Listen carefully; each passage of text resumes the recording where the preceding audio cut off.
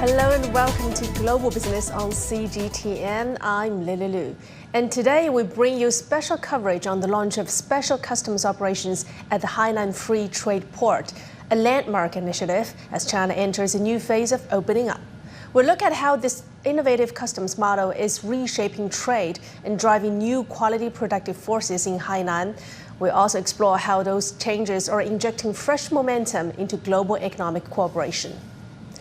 China marks a new milestone in further opening up and upholding global free trade with the formal launch of special customs operations in Hainan province.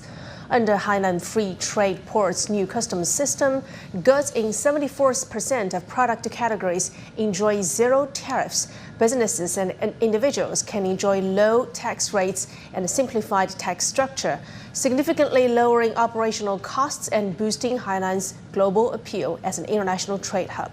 Officials describe the two-tiered special customs system as freer access at the first line, referring to freer trade between Hainan and areas outside China's customs border, and regulated access at the second line, which means maintaining standard customs controls for China's mainland. Goods can move through 8 first-line and 10 second-line customs ports across the tropical island.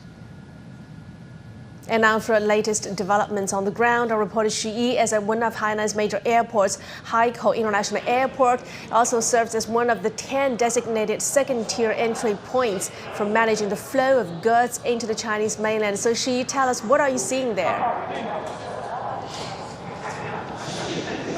Okay, hello Lily, greetings from Hainan. You can see I'm now currently at Haikou International Airport, which serves as one of the connection points between Hainan and the world. Also, it is the critical second-line port for the island-wide special customs operations here in Hainan. Starting from December 18th, global passengers and cargo flowing through here will enjoy the convenience and efficiency brought from the new operation rules. And first, for people, the special customs operations are profoundly changing the way people travel and live.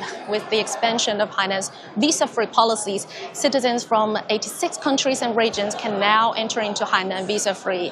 And in the international arrivals hall of Hainan Airport, here I'm right now, we can see many foreign passengers here, and they can now enjoy faster border inspections such as electronic online arrival cards and facial recognition systems, and also various services like the currency exchange. So when people come here, they won't miss the duty-free shopping.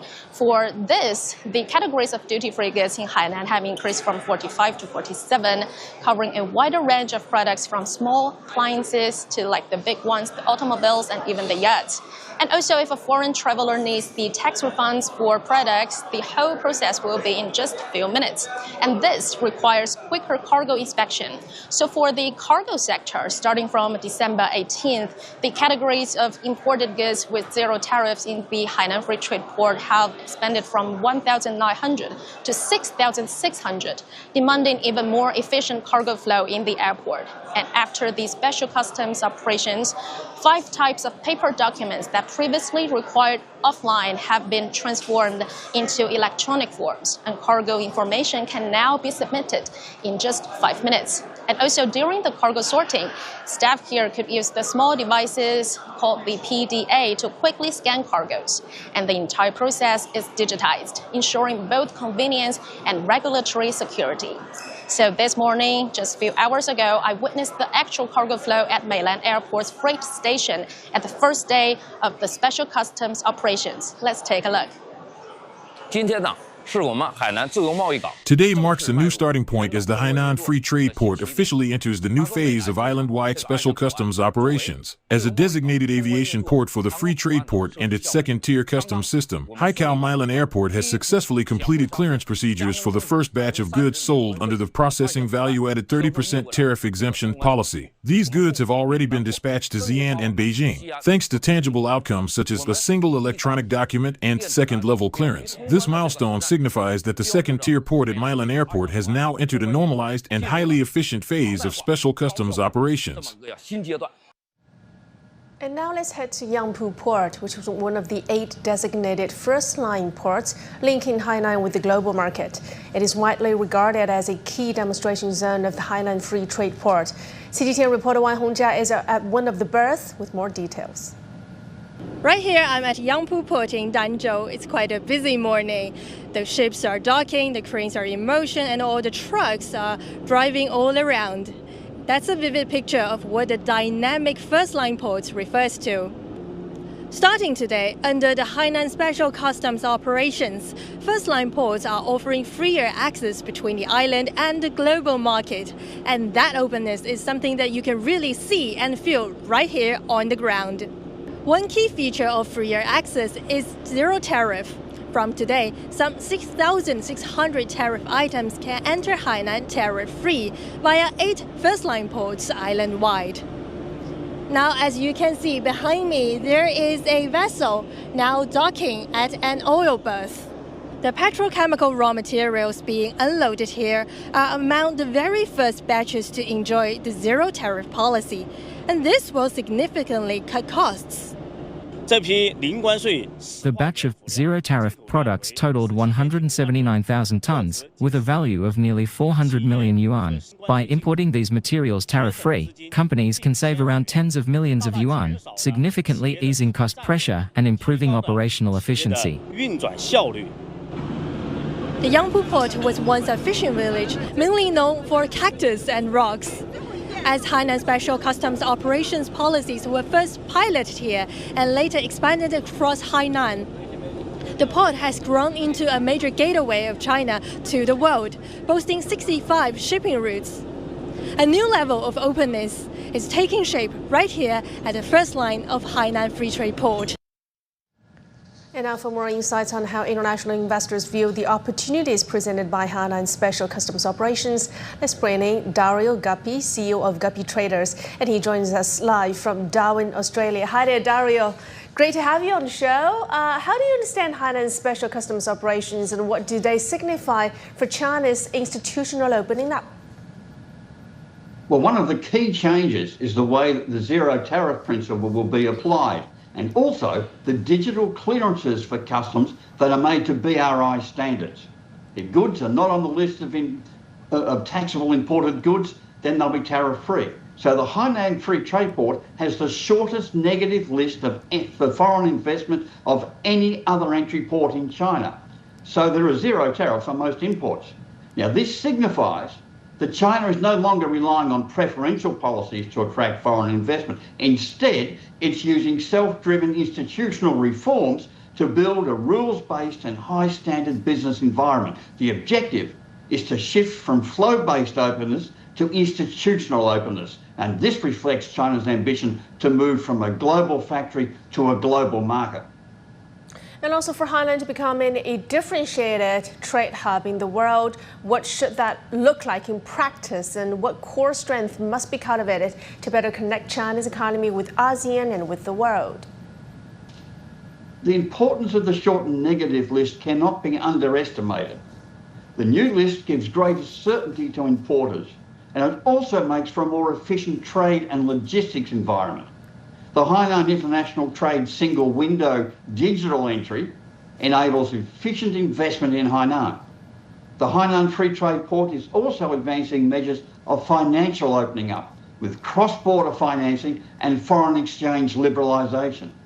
These are advanced financial measures and they speed up cross-border transactions and trade settlement. But most importantly, these measures also reduce counterparty risk, because blockchain settlements are virtually instantaneous. Currency risk is essentially eliminated, and these are core measures connecting with ASEAN and with the global economy. And how do you foresee Hainan's role in pioneering new models of cross-border data flow and digital trade? What kind of innovations should be required to support this development?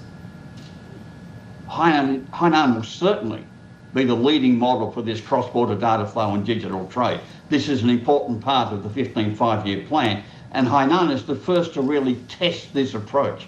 Innovations will include greater utilisation of currency flows and the use of CDCs or Chinese digital currencies or digital yuan for trade settlement. Success in these areas will assist with the wider rollout of these models. This is groundbreaking. This sets a new standard for cross-border trade efficiency. All right, thank you so much for your insights, Dario, and please stay with us for more discussions later in the program. Well, as a significant move in China's institutional opening up, Hainan's special customs operations policy is set to benefit several key areas. Let's take a look at which ones stand to gain the most. The system features freer access at the first line, regulated access at the second line, free flow within the island. The first line refers to Hainan's links with overseas markets, where goods will enjoy zero tariffs, simplified procedures, and access through 8 designated coastal ports.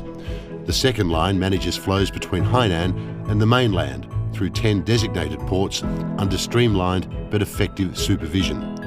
This two-tiered customs system enables freer trade between Hainan and areas outside China's customs border, while maintaining standard customs controls for the Chinese mainland.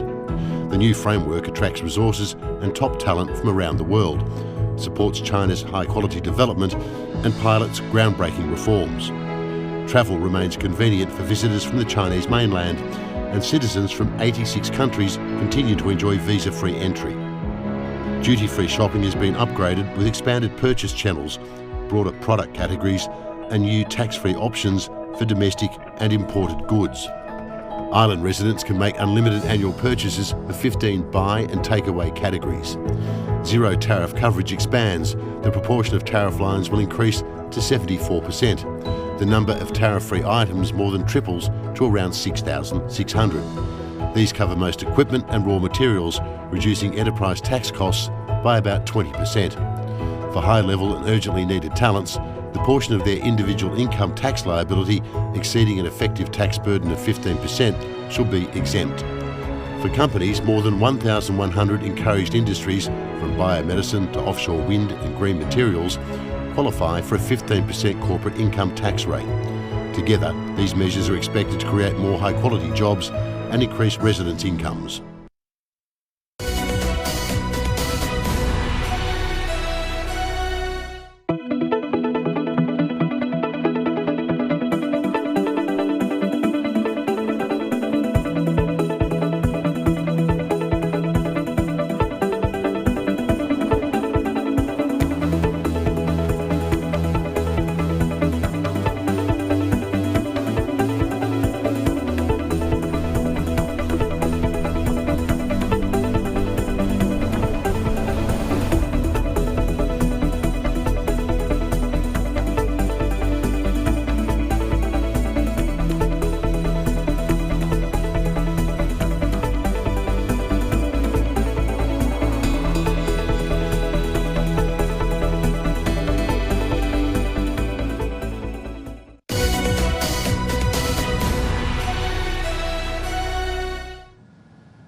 Hainan has outlined a strategic development framework which is aimed at building a modern industrial system with distinctive characteristics and advantages.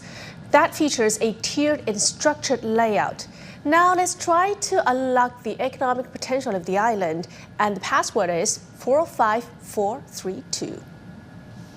As Hainan gears up for its special customs operation, a higher level of openness is set to converge high-quality resources from both China and abroad, providing crucial support for building a modern industrial system. Seizing this historic opportunity, Hainan has charted its course for industrial development through a clear numerical blueprint, 45432. The first 4 stands for optimizing and upgrading the 4 leading industries: tourism, modern services, high-tech industries, and efficient tropical agriculture, which currently contribute over 67% of the provincial GDP. The 5 signifies cultivating new quality productive forces along 5 strategic fronts, leveraging Hainan's unique advantages in climate, ocean depth, latitude, and green ecology to forge strengths in seeds, the deep sea, aerospace, green development, and the digital economy. The second 4 reflects a forward-looking plan to develop 4 new future industries: biomanufacturing, hydrogen energy, brain-computer interfaces, and embodied AI. The 3 focuses on excelling at 3 key consumption areas: expanding duty-free shopping, developing international healthcare, and refining education into world-class offerings. Finally, the 2 underpins the entire structure by building Hainan into both an island of talent and an island of technological innovation. Together, the 45432 framework comprehensively connects industrial upgrading, cutting-edge innovation, premium consumption, and talent, cementing Hainan's role as a strategic and high-value frontier for broader opening up and high-quality development. And now for the latest examples of how special customs operations are creating new industrial opportunities in Hainan, we go to my colleague Vivian Nunes is in Wanning, that's on the eastern coast of Hainan province. Hi Vivian, I hope you're enjoying the sea breeze over there. I am, Lily. Thank you. Look, we just heard there about how Hainan is aiming to optimise and upgrade 4 key industries, and one of those is tourism. And I wanted to bring you an example of that, how it's playing out here on the ground in Hainan. Well, behind me, take a look at China's very first artificial wave pool. I don't think there's a wave right now, but any minute now, one's going to come through and one of those surfers is going to give it a go. Now, this venue only opened 40 days ago, but already it's attracted international surfers. This morning I was speaking to an Indonesian pro surfer who'd come to have a go, and also young Chinese talent. I spoke to a 14-year-old, Jerry Liu, that's a name to watch. He's already winning under-18 championships, and before he won the last one a couple of weeks ago, he spent 10 days training in this pool behind me, perfecting how to ride those waves. Because I'm a business reporter, of course, I also spoke to the company behind this venue, and the vice president of the Urue Bay Resort Club, that's where I am now, told me that it was really Hainan's customs policies that allowed the company to open here. It saved it an awful lot of money. So let's think about those. First of all, it was tax. So when you build a wave pool like this, you need a machine to make those artificial waves. They imported one from America. It's called the Perfect Swell machine. So normally importing equipment like that into the Chinese mainland would attract a tax of 6%. You're then looking at VAT of 13%. So altogether a 19% tax before you even get started. Doing it here on Hainan, though, meant those taxes were eliminated. So that company was able to really reduce its capital costs from the very beginning. It's also, as we heard in that strategic blueprint, becoming an island of talent. Now, I was speaking to an Australian surf coach here this morning. He's been surfing for 38 years. He normally lives in Brazil.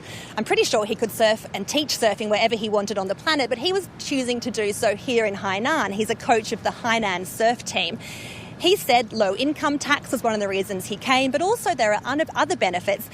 After I spoke to him, he was just about to go and do some Christmas shopping for his 2 teenage daughters, and he specifically mentioned the duty-free shopping opportunities here in Hainan. So those are just 2 examples of how Hainan is really attracting investment and global talent and making the best use it can of those customs policies.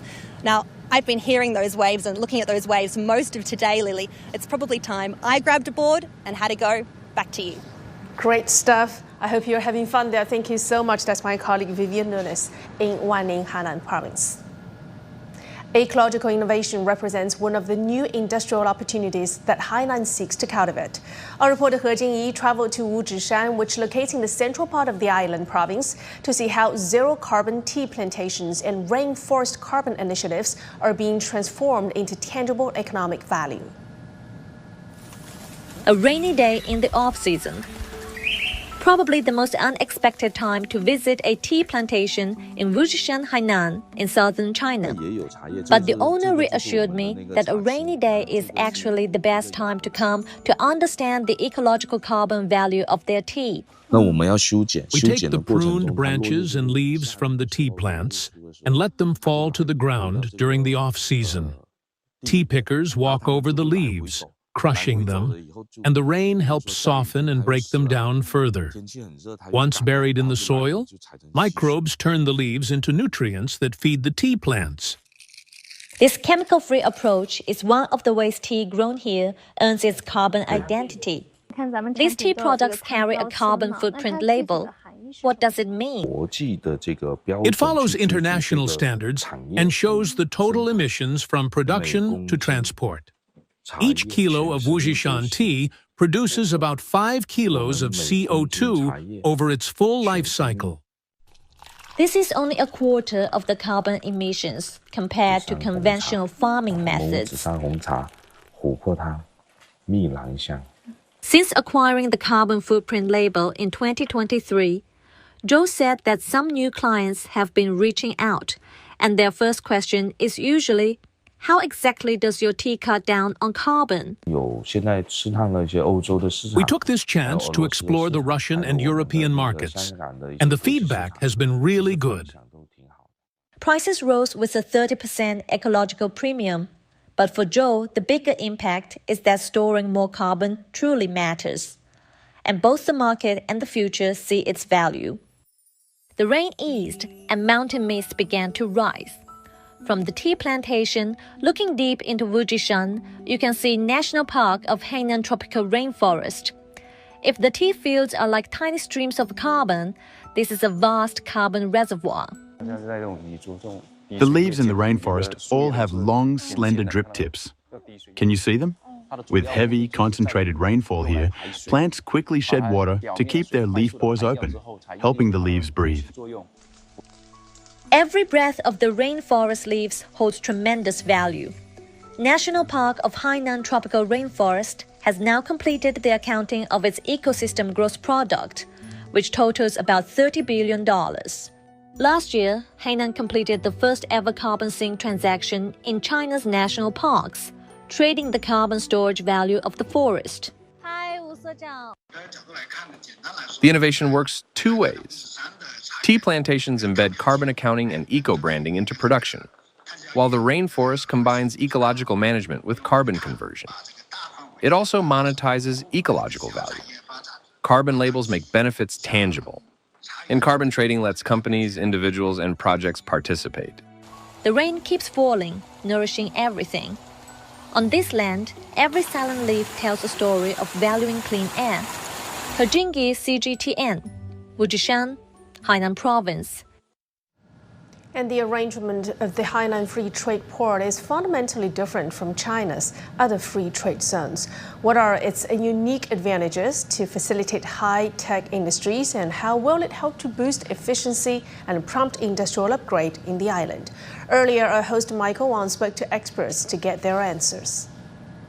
I think this is a significant milestone in the sense that this is a whole island.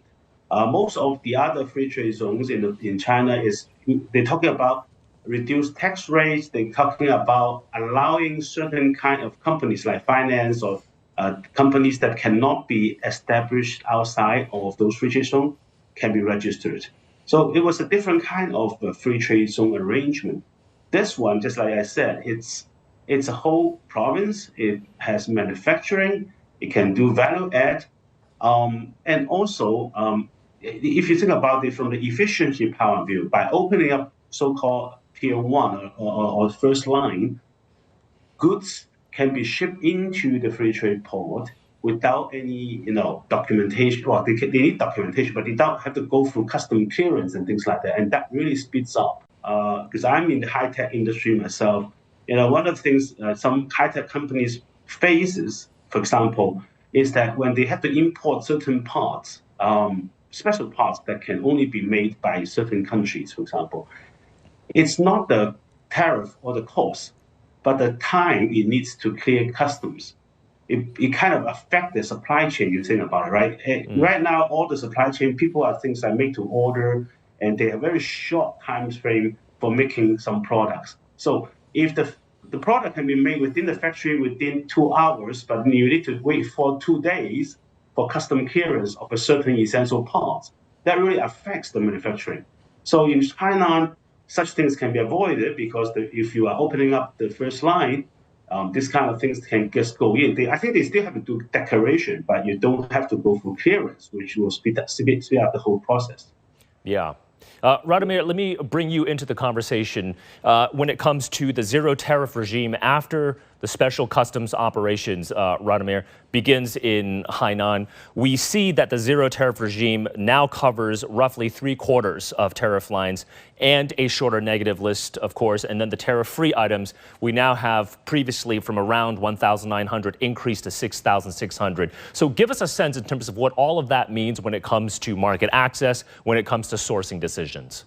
Now, implications for market access specifically, I would say obviously lower entry costs. So for many industries, import tariffs typically account for from like 5 to 20% of their costs. And when we eliminate those tariffs directly, that directly reduces upfront investments and operational costs, which again, it's an important factor when it comes to these businesses evaluating Hainan as an option to begin with. And this is particularly for like capital intensive and import dependent sectors such as semiconductors, biopharmaceuticals, healthcare, as the professor was saying, medical devices.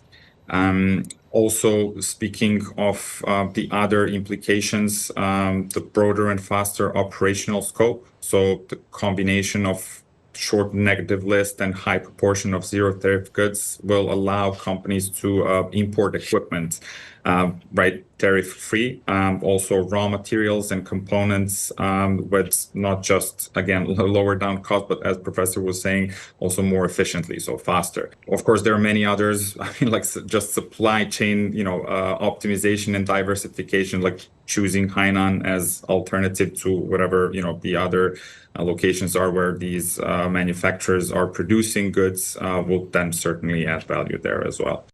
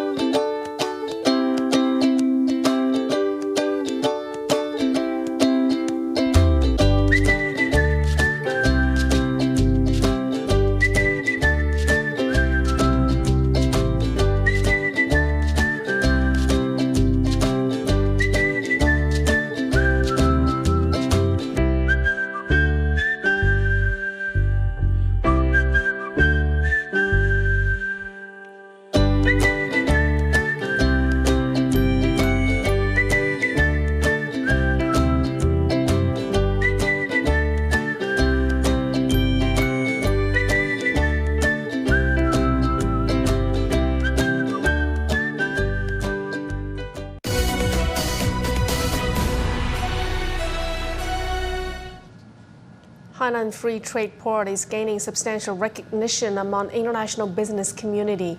According to a survey by Research Institute Ipsos and Fossing Industrial Park, 30% of global respondents are now aware of Hainan Free Trade Port. The report reveals 83% of overseas respondents see significant opportunities for international businesses in Hainan. And among interested investors, 89% express optimism about its future development. 57% of surveyed enterprises rank Hainan as their top choice for expansion among China's free trade zones, drawn by its compelling policy package. And some foreign enterprises express their optimism on Hainan's potentials and opportunities. Hainan has been a very important market for us. We have 10 stores present, some of them very, very big. One of our biggest stores actually in Hainan. And for us, it's very important because when people are on vacation, they have more time to spend in the store, to discover the product, to discover the brand. And for us, it's very, very important to be present here with great showcase of our product. The Chinese government is developing a new model, and we hope that we can be part of it. We are ready with our product. We are ready with our infrastructure. We're excited to see that to be implemented. Besides the customs operations, what is maybe more important for businesses is also the freer flow of capital, because this is combined with a free trade zone. So in the future, companies like us will be able to have faster exchange with other currencies, RMB to foreign currencies, depending on market rates, of course. But there's a more free flow policy of capital in Hainan and also cross-border capital free flow. This will be also for us a major benefit, and also I think for all other companies coming to Hainan to make use of this free trade zone and especially the adjacent other opportunities. And now let's get more insights into the key sectors that drive Hainan's top appeal for overseas investors, particularly those making long-term commitments. Let's bring back Dario Guppi, CEO of GuppiTraders.com. Dario, thanks so much for staying with us. How do the special customs operations reshape Hainan's attractiveness as a destination for international investment? The regulatory changes make it easier and more efficient to undertake business operations in Hainan by facilitating the free flow of talent between Hainan and the global market. Now, the changes also improve regional standards of port operation, and they enhance regional economic integration. And that's the integration with the Belt and Road Initiative operating standards, which delivers an additional smooth entry point for BRI partners. The ability to work through the Hainan Free Trade Port with advanced fast customs digital clearances brings tangible benefits to business. The new regulatory environment in Hainan, these efficiencies will reshape the trade flows within the Asia-Pacific region. When these features are combined with the lowest individual income tax in China, then it makes the Hainan Free Trade Port a particularly attractive destination for international business operations. And now from an international investor's perspective, which key sectors are poised to draw long-term capital commitments? There are obviously a number of sectors, but one sector is the research and development of high-efficiency tropical agriculture. Now, the adjustment of quarantine and customs regulations enhance cooperations with others in the Asia-Pacific region. They'll also benefit from greater cooperation access to seed industries and deep-sea research. The policies adopted by the Hainan Free Trade Port are very attractive for investors and business because they lower costs and deliver increased efficiency. Customs clearances are much more quick, much more rapid. The long-term capital commitment will flow to these new developing logistics hubs because they are efficient. The financial opening up with cross-border financing and foreign exchange liberalisation enhances the financial connectivity between Asia-Pacific and China. These financial measures reduce the overall risk of doing business in Hainan, and with building new business opportunities in advanced tech industries and their support services. Great stuff. Thank you so much for your insights, Dario Gappi, for us. Hainan is joining the ranks of the world's free trade ports, with Singapore as a key benchmark in the Asia-Pacific. Now, to explore the potential synergies between them, we crossed our reporter Mira Liu in Singapore. Hi there, Mira. What are the unique advantages of Hainan's innovative opening model, especially in areas like offshore finance, and in which specific sectors can Hainan and Singapore best complement each other? Hello, Lily. As your guest mentioned earlier, that this is a historic moment for Hainan Island. As China's Vice Premier He Lifeng said to the local officials today, that the goal is to build the Hainan Free Trade Port into a vital gateway for China's new era of opening up to the world. Now, the launch day today, December the 18th, carries deep historical weight. 47 years ago, on this very day, China unveiled its reform and opening up policy, setting the country on a path of rapid economic growth. Today's move is deliberately symbolic, linking Hainan's future to that legacy. The project is also very strategic at a time of rising global protectionism. China is sending a clear signal. China is not closing its doors, it is opening them wider. With a trade surplus of around more than $1 trillion US this year, China is doubling down on keeping trade and investment channels wide open. Now, the inspiration is not hard to trace from here, actually. As we know, shortly after Chinese leader Deng Xiaoping's visit to Singapore in 1978, China began its reform journey. Since then, as one Singaporean politician recently put it, the city-state has witnessed and participated in every major milestone of China's economic development. And that is exactly why Singapore is watching Hainan closely. Singapore's GDP growth outlook for 2026 is a modest 1 to 3%, compared with close to 4% this year. So any move that strengthens China-ASEAN trade flow is a welcome tailwind. Singapore, of course, stands to benefit as a logistic hub, a financial center, and an ASEAN base for China-focused businesses. Practical cooperation is already taking shape, from ports and shipping to aviation and cargo to business networks.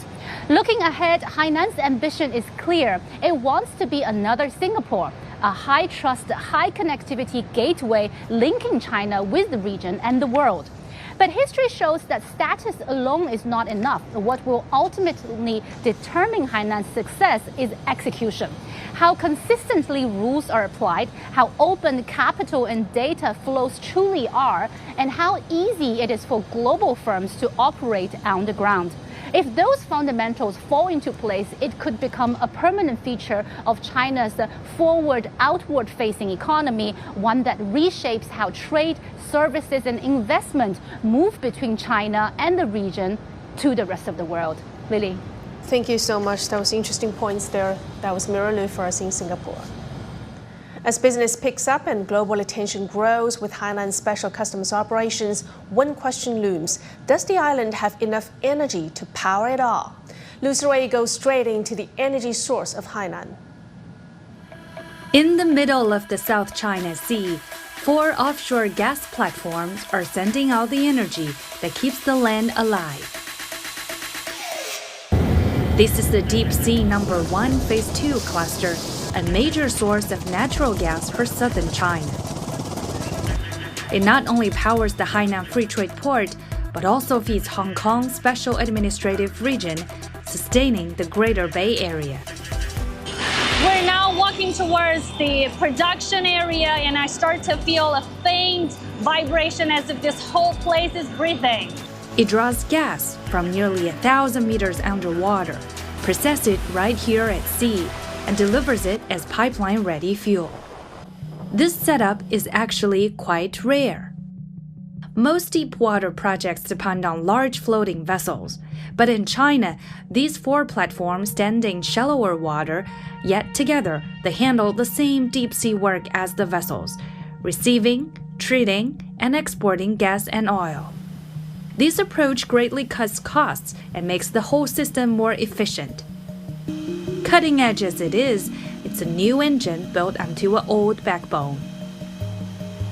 In 1980s, foreign partners and China have discovered these waters, and they found the country's first 100 billion cubic meter offshore gas fields. That's Yacheng 13-1. And to tap it, they built 3 platforms, one for wellheads, one for production, and also this one for living quarters.